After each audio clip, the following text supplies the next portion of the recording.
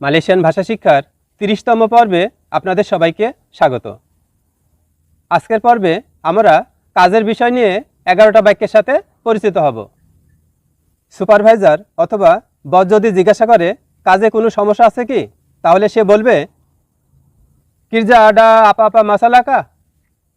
এখানে কিরজা শব্দের অর্থ কাজ, আডা শব্দের অর্থ আছে, আপা আপা এর অর্থ কোনো বা কিছু, এবং কা শব্দের অর্থ হলো কি না। আবার যদি বলে যদি কোনো সমস্যা থাকে আমাকে জানাও, তাহলে সে বলবে কালাও আডা মাসালা বাগিতাও ছায়া। এখানে কালাও শব্দের অর্থ যদি, আডা শব্দের অর্থ আছে বা থাকে, মাসালা শব্দের অর্থ সমস্যা, বাগিতাও এর অর্থ জানিয়ে দেওয়া, এবং ছায়া শব্দটি বাক্যের শেষে থাকায় এর অর্থ হবে আমার বা আমাকে। আবার যদি বলে দেরি করে কাজে ঢুকবেন না, তাহলে সে বলবে জাঙ্গান লাম্বাট মাসো কিরজা।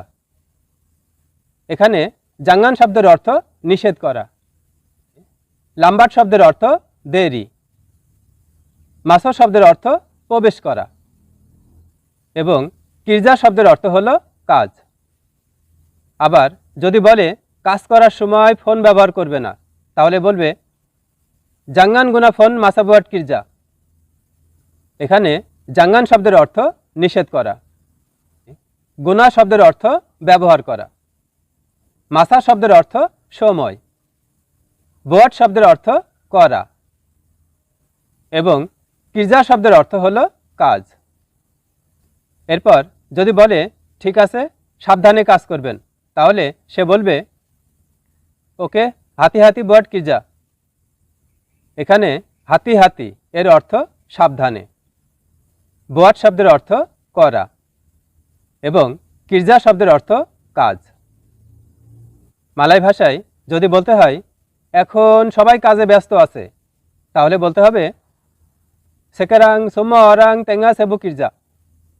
এখানে সেকেরাং এর অর্থ এখন, সোম্মা অরাং এর অর্থ সবাই, তেঙ্গা শব্দের অর্থ যা বর্তমানে চলমান, সেবু শব্দের অর্থ ব্যস্ত, এবং কিরজা শব্দের অর্থ হলো কাজ। যদি বলতে হয় বস হাত মোজা ফুরিয়ে গেছে, তাহলে বলতে হবে বস সারং তাঙ্গান সুডা হাবিজ। এখানে সারং তাঙ্গান এর অর্থ হাত মোজা, সুডা শব্দের অর্থ যা অলরেডি ঘটে গেছে, এবং হাবিজ শব্দের অর্থ হলো শেষ। যদি বলতে হয় আজ আমি কাজ করতে পারবো না, তাহলে বলতে হবে হারিইনি ছায়া তাবলে বুয়াট কিরজা। এখানে হারিইনি এর অর্থ আজ, ছায়া শব্দের অর্থ আমি, তাবলে এর অর্থ পারবো না, বুয়াট শব্দের অর্থ করা, এবং কিরজা শব্দের অর্থ হলো কাজ। যদি কারণ জিজ্ঞাসা করে তাহলে বলবেন সেবাব ছায়া তা সেহাত। এখানে সেবাব শব্দের অর্থ কারণ, ছায়া শব্দের অর্থ আমি, তা সেহাত এর অর্থ অসুস্থ। যদি বলতে হয় আমি এই কাজটা করতে পারবো না, তাহলে বলতে হবে ছায়া তা বলে বুয়াট কিরজা ইনি। এখানে ছায়া শব্দের অর্থ আমি, তা বলে এর অর্থ পারবো না, বুয়াট শব্দের অর্থ করা, কিরজা শব্দের অর্থ কাজ, এবং ইনি শব্দের অর্থ হলো এই বা এটা। আবার যদি বলতে হয় দয়া করে আমাকে অন্য কাজ দিন, তাহলে বলতে হবে তোলং বাগি ছায়া কিরজা লাইন।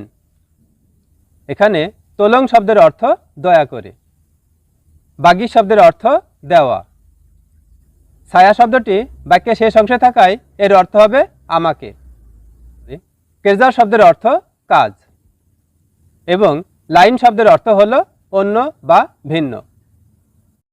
অল্প বয়সেই যাদের চুল এবং দাড়ি পেকে যাচ্ছে তাদের জন্য দারুণ একটা সমাধান আছে এই ভিডিওর ডিসক্রিপশন বক্সে।